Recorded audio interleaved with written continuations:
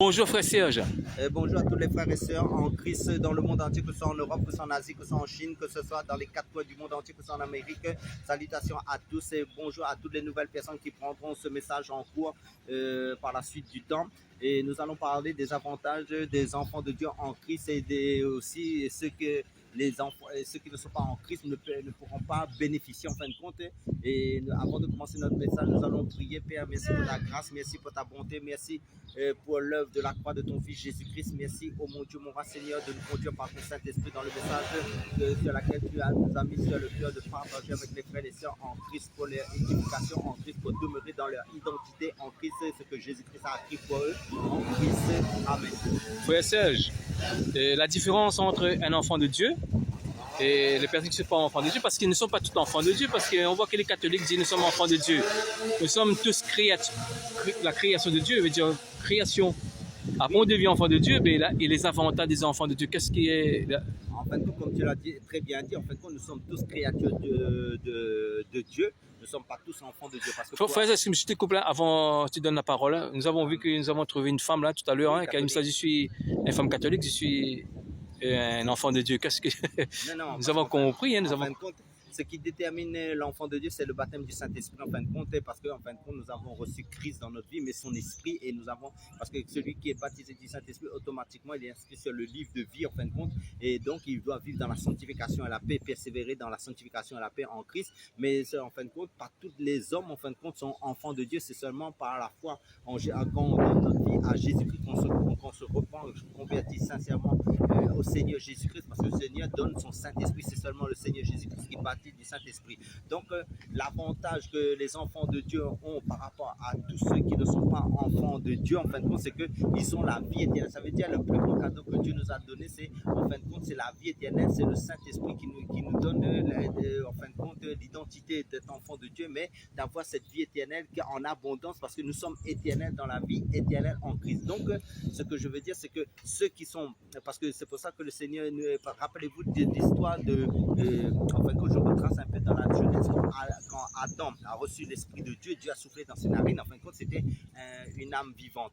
Mais maintenant, ça veut dire qu'il avait l'Esprit de Dieu en lui et il vivait très longtemps. Ça veut dire quand vous lisez Genèse chapitre 5, vous verrez que les hommes vivaient 900 ans, 800 ans. Ça veut dire que ça produisait la longévité. Ça veut dire que les personnes, en fait, ce que je veux dire, c'est que quelqu'un a l'Esprit de Dieu et enfant de Dieu, il est éternel, il ne meurt jamais en fin de compte. Mais maintenant, à condition de vivre tant qu'il est sur cette terre dans la sanctification et la paix. Ça veut dire rester et que l'Esprit soit toujours allumé pour la résurrection du corps.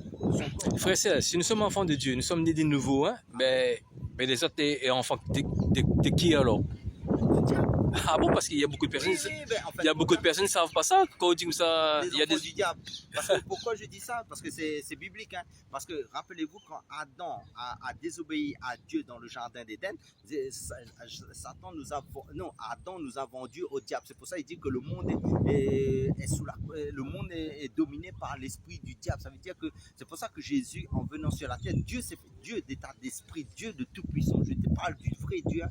Il est venu en tant qu'il s'est fait chair, s'est fait homme, c'était pour sauver l'homme qu'il a créé. Parce que pourquoi? Parce qu'il n'y avait pas d'autre solution, parce qu'il fallait un sang pur, il fallait rembourser ce sang que Adam avait souillé par le péché à Dieu lui-même. Ça veut dire Jésus est venu en tant qu'homme, Dieu en tant qu'homme est venu, comment dire, accomplir l'œuvre de la croix pour que nous ayons la vie éternelle, pour que nous échappons à la damnation éternelle, à la mort éternelle. C'est ça qu'il faut comprendre. Parce que tous ceux qui ne sont pas nés de nouveau, qui n'ont pas donné leur vie à Jésus-Christ, en fin de compte, ils sont dans la mort éternelle actuellement.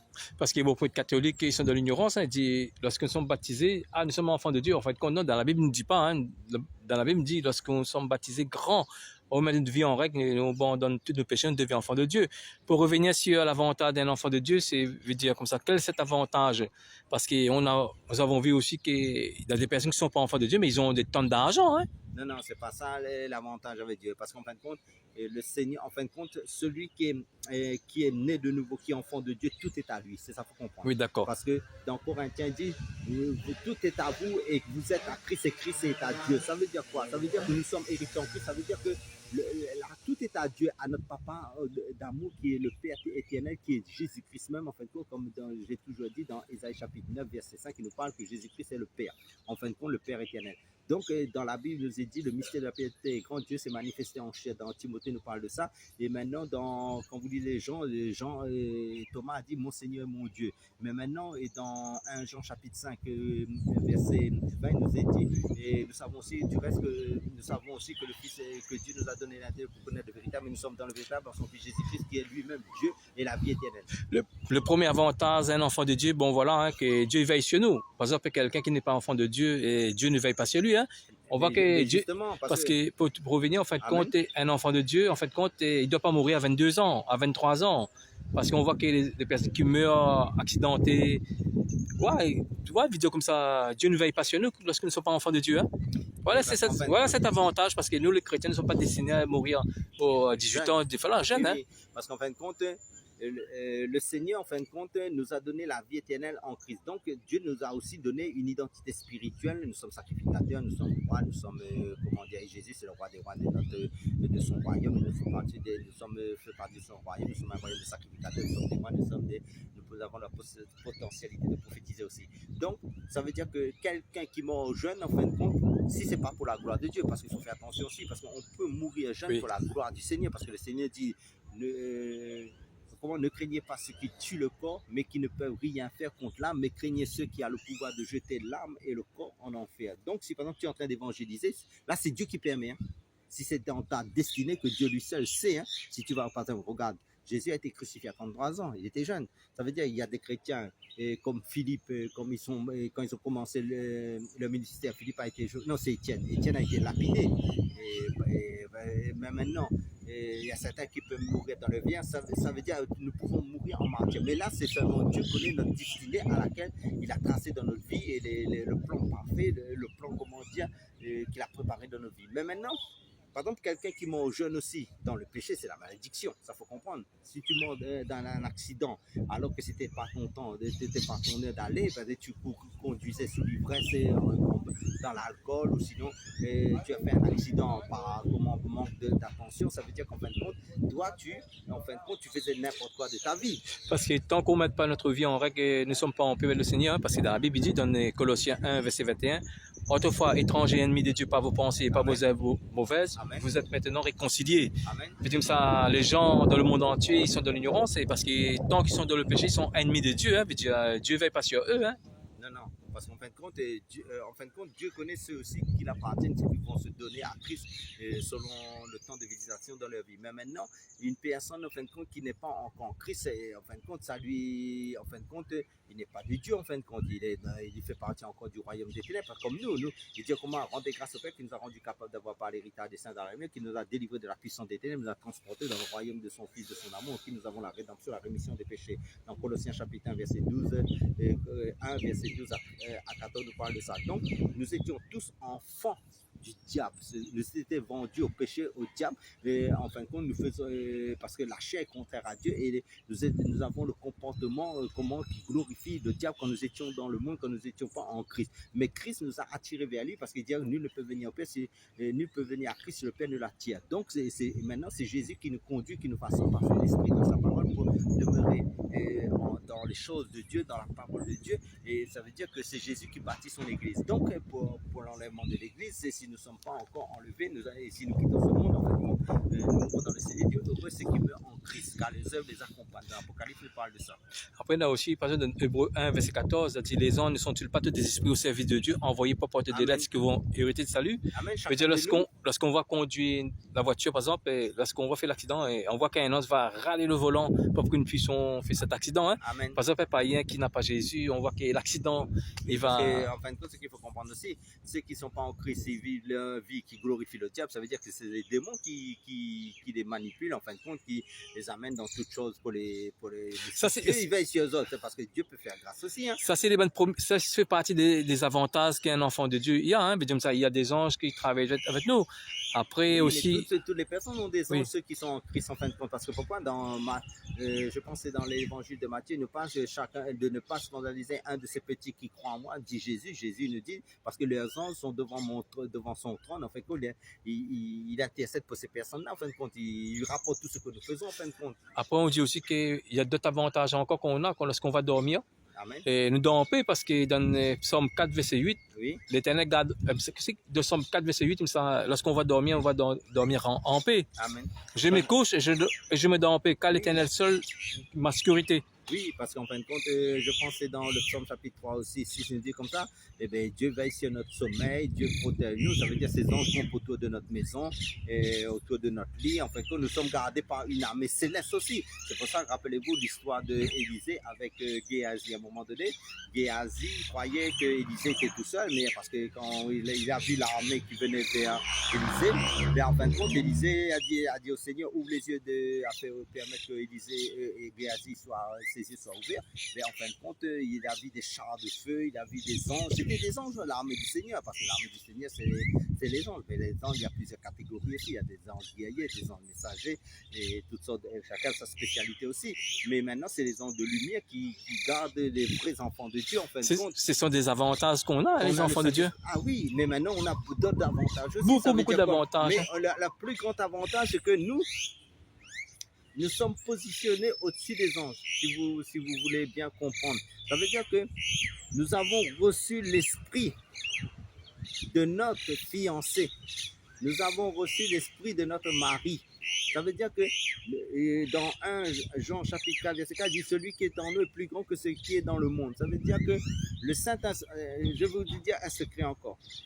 Parce que dans Romains chapitre 8, verset, si je ne me trompe pas, dans verset 28, il dit, de même si l'Esprit nous aide dans nos faiblesses, car nous ne savons pas ce qu'il convient de demander dans nos prières. Mais l'Esprit lui-même intercède par des soupirs inexprimés. Ça veut dire que quand tu dors, le Saint-Esprit ne dort pas. Par exemple, si toi, tu es quelqu'un qui médite la parole de Dieu, qui prie, qui loue le Seigneur, et quand tu es éveillé physiquement, mais le Saint-Esprit, lui, il va regarder, parce que tu le nourris, en fin de compte, ça veut dire que ton homme intérieur est éveillé spirituellement, donc il est toujours en position d'attaque. C'est pour ça les démons, en fin de compte, il verra que ta lampe est toujours allumée même quand tu dors. Parce qu'on voit que lorsque nous n'avons pas l'Esprit de Dieu, ça les avantages d'un enfant de Dieu, ça veut dire que lorsqu'on va dormir, et Dieu veille sur nous, veut dire que ça, notre esprit est caché, parce que lorsque le diable va nous chercher, il ne trouve pas dans le monde spirituel, parce que dans Colossiens 3, qu'on regarde ça, car vous êtes mort et votre vie est cachée avec Christ en Dieu. Amen. Veut dire, les personnes qui n'ont pas l'Esprit de Dieu, et ils n'ont pas l'avantage, en fin de compte, le diable peut prendre l'esprit et faire ce qu'il veut ensemble. Hein? Amen. Ça veut dire que notre révélation aussi, ce qu'il faut comprendre aussi, c'est que quand le diable nous voit, il ne voit que Jésus. Il ne voit plus nous. Parce que pourquoi? Parce que l'Esprit, parce que l'apôtre Paul nous dit, ce n'est plus moi qui vis, c'est Christ qui vit en moi. Ça veut dire quoi? Ça veut dire que toi, tu as été crucifié. Jésus t'a amené à la croix avec lui. Et tu as crucifié ton vieil homme. Ça veut dire que tu es mort charnellement. Mais ce qui est vivant en toi est spirituel. C'est pour ça qu'il parle de la nouvelle naissance. Il nous parle de, c'est de la nouvelle créature céleste. Ça veut dire quoi? Ça veut dire que Jésus, en fin de compte, c'est Jésus qui vit. En fin de compte, si toi, tu vis en fonction de la sanctification, tu vis en fonction des fruits de l'esprit, la paix, tout ça. Là. Pourquoi? Parce que quand le diable va te voir, il dit, ah, Jésus. Et c'est pour ça qu'il nous parle de la résurrection, nous sommes des ressuscités, parce que nous croyons à Jésus vivant, ressuscité. Donc, le Jésus vivant et ressuscité s'est multiplié. Ça veut dire que c'est pour ça qu'il dit, si le grain de blé ne tombe en terre, il ne peut porter du fruit. Ça veut dire que Jésus a été crucifié, mais il s'est multiplié en mourant à la croix. Ça veut dire, c'est comme si, tu vois, un arbre, quand on les monte, ben, il donne plusieurs branches. Donc, nous sommes nés de Christ, mais c'est Christ qui vit, ce n'est plus nous qui vit. C'est pour ça que ça s'appelle la naissance d'en haut. Parce qu'on refait ce verset dans Colossiens 3, verset 3, il pense, il dit comme ça, car vous êtes morts et votre vie est cachée avec Christ. Amen. En Dieu. Veut dire ça, Christ est devant de nous, veut dire devant de nous. Veut dire ça, il faut passer par Christ pour nous atteindre. Or, qu'un enfant tous ceux qui ne sont pas enfants de Dieu, et ils sont faciles à être atteints. Ils sont pas protégés. Ils sont pas protégés. Mais maintenant, grâce au rendu à Dieu, parce que tu sais quelque chose, si par exemple si des personnes ne sont pas nées de nouveau, Dieu permet à ses enfants de prier pour ces personnes-là. C'est pour ça que des fois, tes prières, quand tu pries pour le salut des âmes, tu pries pour que Dieu sauve les âmes, pour ton quartier, pour les âmes. Et des fois, des personnes, c'est à cause de tes prières, c'est à cause de ta vie de consécration, c'est à cause de ta vie d'intercession. Parce que le Seigneur dit, en fin de compte, priez pour les âmes et priez pour le salut des âmes. Pourquoi? Parce qu'en fin de compte, hein, quand tu pries, en fin de compte, là, rappelez-vous l'histoire de quand Abraham a intercédé pour Sodome et Gomorrhe. À un moment donné, il dit, Seigneur, mais s'il y a 50 justes, s'il y a 40 justes, après, il n'y avait que 8 personnes qui ont prié, mais l'autre et toute sa famille, en fin de compte, a été sauvée. Donc, c'est pour ça que le Seigneur nous laisse aussi sur cette terre, en fin de compte, pour faire l'œuvre de Dieu, pour prier, pour intercéder, parce que c'est pour ça qu'il dit, vous êtes le sel de la terre, et vous êtes, comment dire ça, le sel, ça conserve. Ça veut dire que c'est le sel qui fait que, en fin de compte, qui empêche de Satan, en fin de compte, d'attaquer les âmes. Parce que pourquoi? Parce qu'il y a des guerriers, il y a des hommes d'élite dans la prière, et qui prient pour leur nation, qui prient pour les âmes, pour que Satan ne les touche pas. C'est pour ça que, des fois, quand Dieu nous suscite pour faire des délivrances, hein, mais Satan, en fin de compte, il craint les enfants de Dieu. Après, on dit aussi que le diable n'a pas tous les pouvoirs aussi parce qu'il faut passer par, pour tuer un païen, il faut passer par aussi Dieu. Même pour tuer une mouche, le diable ne va pas tuer une mouche sans l'accord de Dieu. Parce qu'en fin de compte, ce qu'il faut comprendre, c'est seulement Dieu qui est omniscient, omnipotent, omniprésent. C'est seulement le Père, en fin de compte. Mais Satan est limité. En fin de compte, il faut comprendre, Satan, c'est une créature. Il a été créé. C'est ça qu'il faut comprendre. Ça veut dire qu'il a des limites. Et Dieu lui donne un champ d'action limité aussi. Donc, il ne peut pas faire. Regardez-vous, pour toucher Job, il fallait qu'il va vers Dieu pour demander à Dieu d'accuser Job. C'est pour ça qu'il dit Satan est l'accusateur de nos âmes. Mais maintenant, c'est Dieu qui permet de, s'il t'éprouve, par exemple, regarde même dans le désert, Dieu a permis qu'il éprouve son fils Jésus-Christ par 3 tests en fin de compte. C'était les tests que Satan aussi, que Adam avait été testé dans le jardin d'Éden, en fin de compte, ce qu'il faut comprendre. Mais maintenant, mais dans une autre façon, ça veut dire que quand il a regardé le fruit, il a trouvé beau, de l'intelligence, c'est la même chose. En fait, Satan, c'est un séducteur, il est là pour séduire. Mais maintenant, c'est Dieu qui lui donne l'aval, le feu vert de permettre que tu sois tenté, parce que Dieu sait qu'il a mis la capacité en toi de surmonter cette épreuve, parce que Dieu nous dit, il ne permettra pas que vous soyez tentés au-delà de vos forces. Parce qu'on voit que le diable c'est un accusateur, hein, parce qu'on voit que les païens qui vont pécher, à un moment donné, le diable va réclamer la tête des personnes aussi. Dieu, il va laisser aussi, hein, parce qu'ils sont trop dans le péché. Dieu, il commence sa patience à une limite aussi. Dieu fait pas. C'est pour ça que Dieu, parce qu'aucun homme sur cette terre, en fin de compte, ne va vivre éternellement. C'est pour ça que Dieu nous donne un laps de temps de vie sur cette terre. Parce que pourquoi? Parce que Dieu c'est pour ça que quand Jésus est venu, il est venu annoncer le royaume pour que les âmes entrent dans son royaume. Ça veut dire entrent dans la barque, comme tu vois, dans le temps de Noé, Dieu voulait sauver, mais maintenant il a fait rentrer les animaux dans ce temps-là. Mais maintenant Jésus est la barque, nous devons rentrer dans la barque, amener le maximum d'âmes dans le royaume de Dieu en prêchant l'évangile. Après, dans Psaume 21, Psaume 121, il pense 8, il pense ça.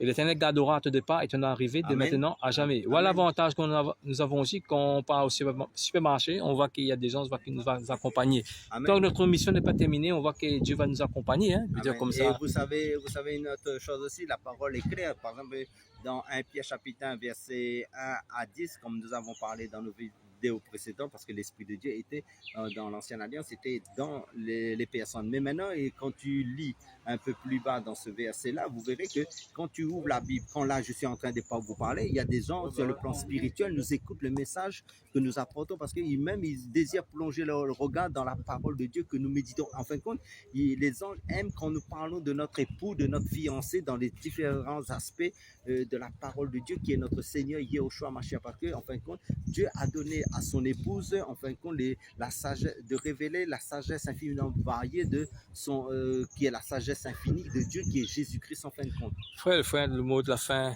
En fin de compte, ce que je dis, en fin de compte, le Seigneur, si vous êtes né de nouveau, vous êtes privilégiés, vous êtes des enfants bénis en Christ. En fin de compte, gardez votre position et en Jésus-Christ et soyez tous bénis et à la prochaine vidéo. Amen, alléluia.